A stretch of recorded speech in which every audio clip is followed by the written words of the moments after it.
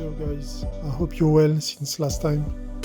So this time we're going to be working on virtual machines using VMware, and I'm just going to show you first the configurations.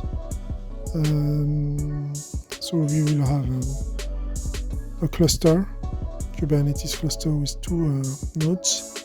So here is the Kubernetes, the control node, so control plane, and we have 4 gigabytes and 2 processors and 20 gigabytes for the hard disk. We use a NAT connection, so connect it to the host.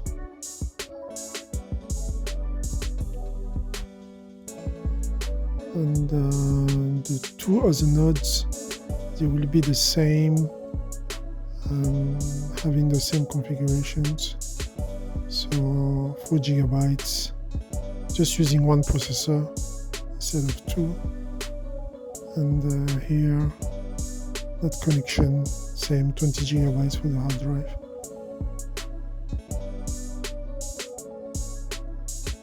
Okay, so just to show you that the other one is the same. Here we go.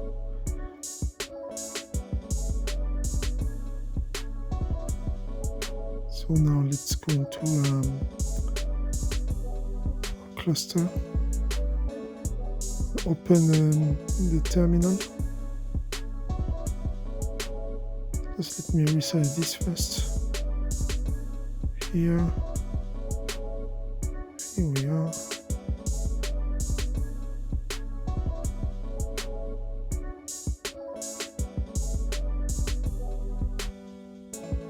All right.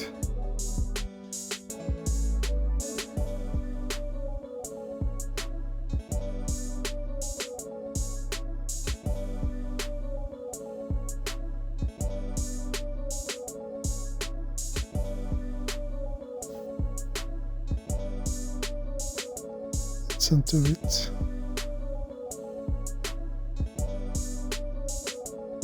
So I'm just going to show you kubectl, kubectl, octl, get nodes. Those are the 3 nodes. This is the control plane, the Kubernetes one, and this is the Rancher cluster one, the node 1. That's how I called it. So you can see here that we can't run kubectl commands from this one. So it has joined the cluster, but you can't run any kubectl commands. You do it from the control plane. So let's be in a scenario in which those computers are away, and you are just having your local computer, which is the control plane one, and you're deploying your applications in this cluster just to get your high availability. So here just we check the etc hosts, different IP addresses. So we just map those IP addresses to the name of those nodes. So this is same here. So we do the same in all the nodes. Okay, we got our mapping.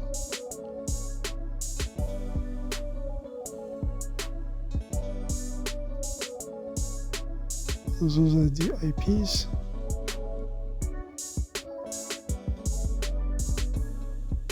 One 132, 133, and 134. So just let's see which pod that we have in our cluster without any table, if possible. Namespace.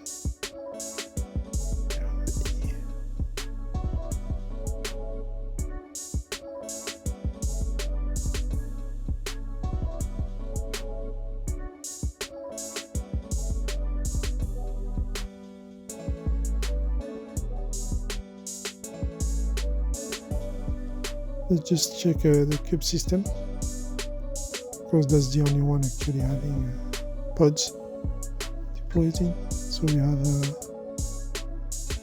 here scheduler, proxy, the controller, the API, etcd. That's everything which is deployed and in the control plane. And we have Calico also for the networking. So we need this networking layer to be able to communicate. I choose just Calico, but you can choose. There's a list of different ones that you can choose from. FluentD or some other ones.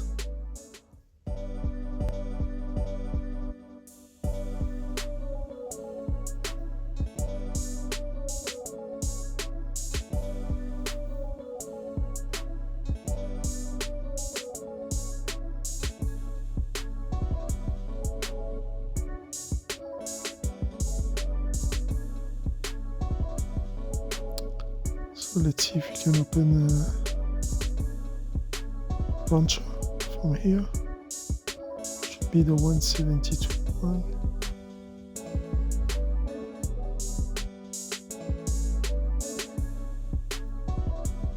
So this is the image of Rancher.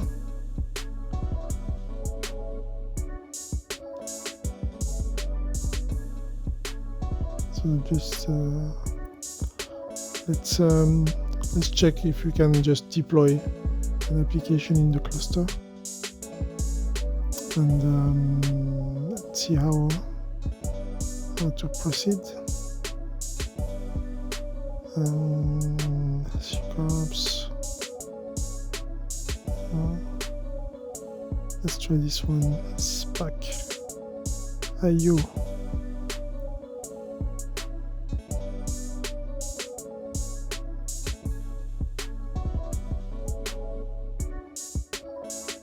Okay, so now let's deploy. I'll just check the deployments. So there's no deployments at the moment. All namespaces. Spaces. Okay, that's what we have. Only Calico and the core DNS, which has been deployed at the beginning when we created the cluster.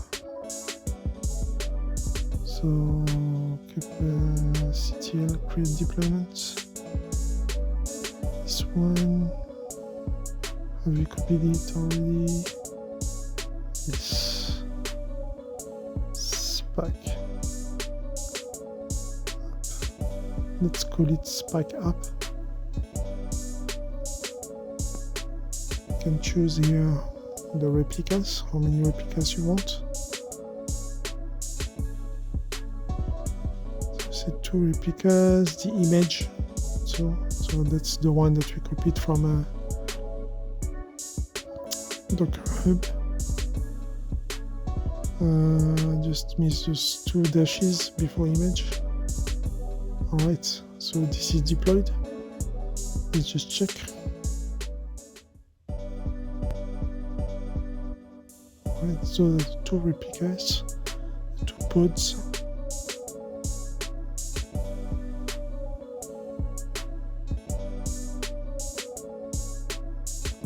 So just the namespace is default, the default one, but you can create a namespace and deploy it in a separate namespace. So let's see what's going on inside the pod. Let's choose this one. So ctl describe pod and the pod name, and you see here the image has been pulled successfully, have been created and has started. So now the status should be running. Yes, running for the status. So we have our application running here. See, kubectl. Let's expose this deployment just to be able to access to it from the browser, internet browser, just having a gateway from our cluster. So the type is a node port, different types.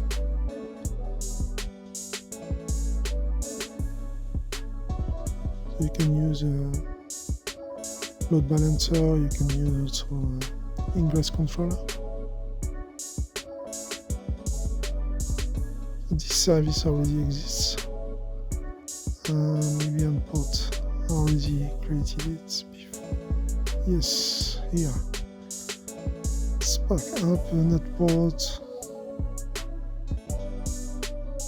Some port 80.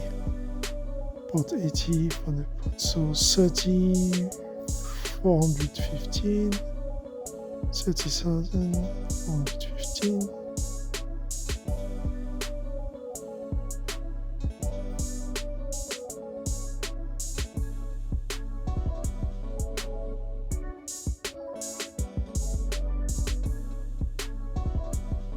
So let's just see the description of this service, and you can see here that's the node port.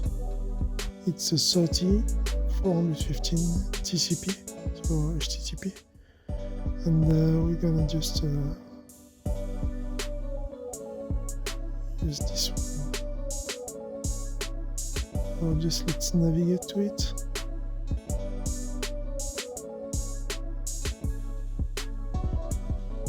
That's good.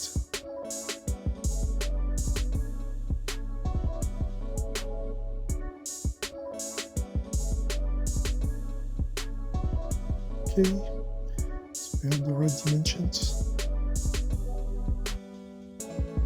30, 410, so we're just gonna get this IP.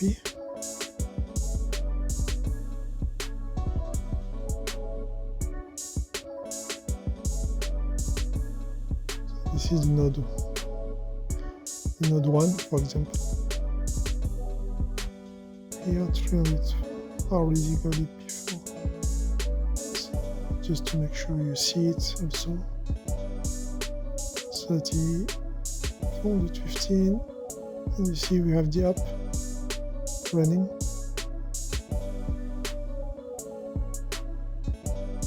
So let's try it as a node. This will be the node number 2. The second one, let's just change this for 34. Here, the app is still running. So you can access your application from all the deployed nodes, the workers.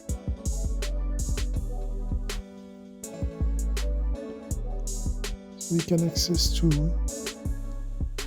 have access to the app from each worker nodes. That's good. So let's change the replica. We had 2 replicas. So let's change this number. I'm just playing around with it just to see how to deploy an application when you have your cluster already set up. How to play with it. So how would you do if you don't know? So you search through the web. So how would you change the replicas? Like how many replicas you want to use the same command, for example? You can. And just change the number. But no, that was a command to actually deploy. So let's just see. Kubernetes cluster deployments, command to change replicas number.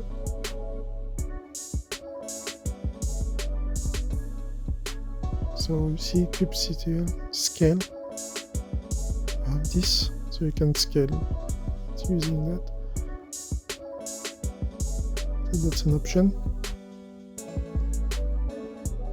Edit the controller configurations, replica set name, replica count. So this command also is pretty nice. This shows how to articulate that. So kubectl scale number of replicas, and you put the name of the app just after that, the source. So let's just go through the documentation. Here, for example, the deployment. So using the deployment straight away. Resource, the replica set.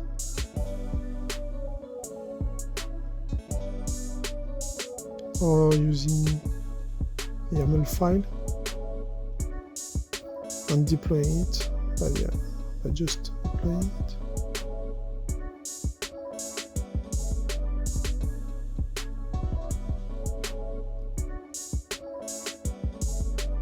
So it says that for production, one single replica is not enough. So when you play with it, just deploy 2 or 3 at the beginning and you see how it is. So let's copy this.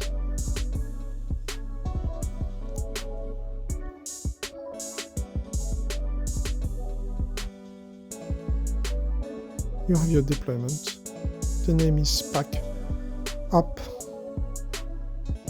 We use the same command, we scale it to 3. We had 2. See available 2. 2 out of 2 already. Here we're asking for a third one. Deployment, spec up. Watch. Can we watch with this? Let's see if the option works. No, we can't. So just let's get rid of this option and we'll watch the deployment after. Alright, this is scaled. Get pods.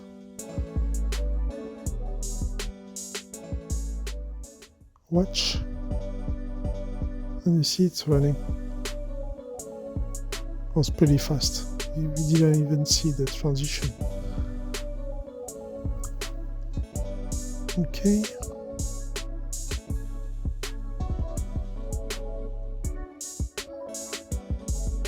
See for the deployments. 2 and now we have 3. That's how we scaled up this application. We can also scale it down if you want. So just let's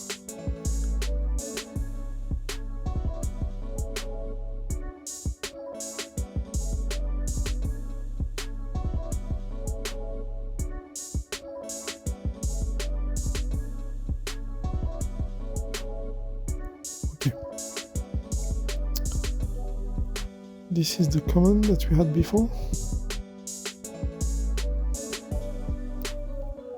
So let's scale it down to 1. Has been scaled. Watch this time. Watching it, we will see the transition. As you can see, the first pod deployed is running. It won't stop while the other ones are being stopped, terminating.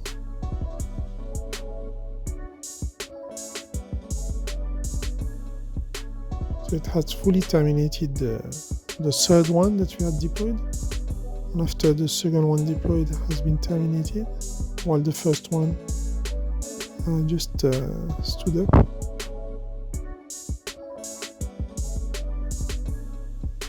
Alright, so here we had 1. This is the app. So what's happened for the nodes? Let's just see. Can we access to it from any nodes? Yes. So 32 control plane. Can we? Yes, so we can access to the application, as you can see, from anywhere. It is running etc host. So this is the controller, the master. Called master. So this is the one that we use here also.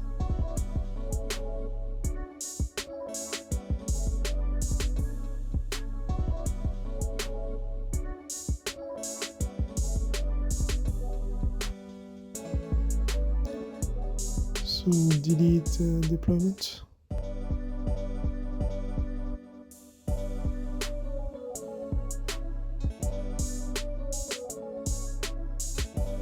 Back up has been deleted. Let's watch. It says there's no deployment. Let's try to access to it from the control plane as we did before. As you can see, it's looking for the application, but it won't be able to reach it anymore. Here you can see now the deployment, because we had only one, we closed it, so the worker nodes are still showing, it's running. So it's going to be let's say scaling down, or it's going to be terminating.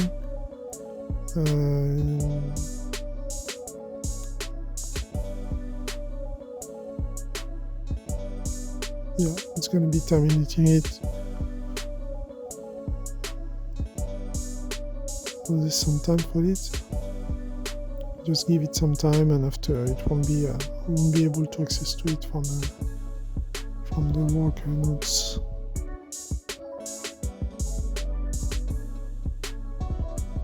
Those are all the namespaces, and as you can see, we don't see it anymore. All the pods are not in.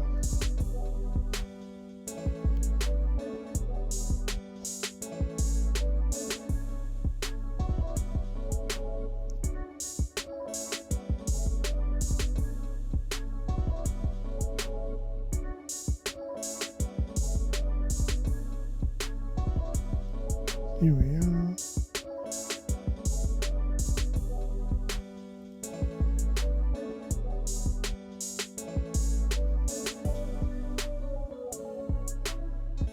You see now it's buffering.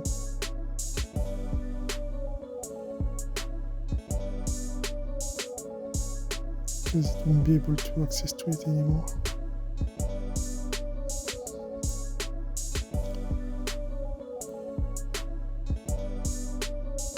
So the termination is actually still going on. So it's a bit slow. Normally it has to be a bit quicker. But the termination was still processing apparently. But now all nodes, the application we can't reach it anymore from any node. Can access to the app. You see, this one, it's done. 33. You see, it has done nodes after nodes, cutting the disconnection. 32. So well, this is how you can deploy an application very quickly. So let's say you're working on your pipeline. You did your git push. Your application now it's going through Jenkins. Through the pipeline is checking, doing a build of it. When everything is fine, it's going to build the image, send it to Docker Hub, and now you have your image in Docker Hub. And whenever you want to maybe do some local testing with your application, you can just grab that tag, that image from Docker Hub with the specific tag, and just deploy it in your test cluster. This you can do it manually. After you can, there's ways to implement some automation in that also,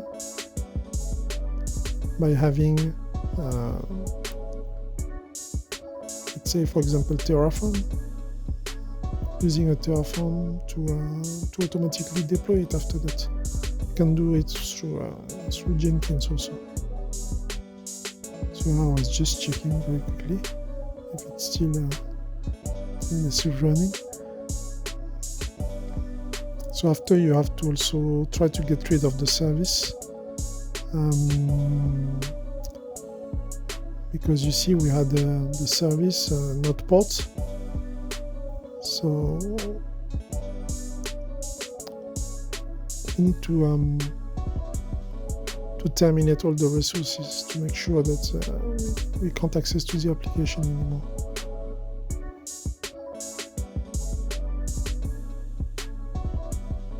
So you give it some time to clean up, and you get rid of all deployments, but also the services.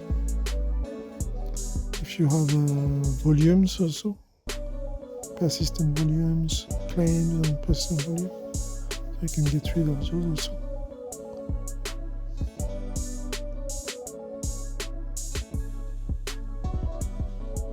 So that's how you can delete your deployment, kubectl delete deployment. And if it is a specific namespace, which is not the default one, you just need to also add the option.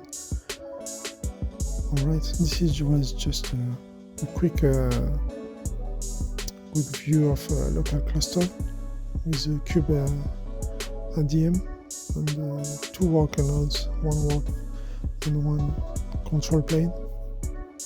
So I hope that you enjoyed. If yes, like and subscribe. Thank you, and see you next time.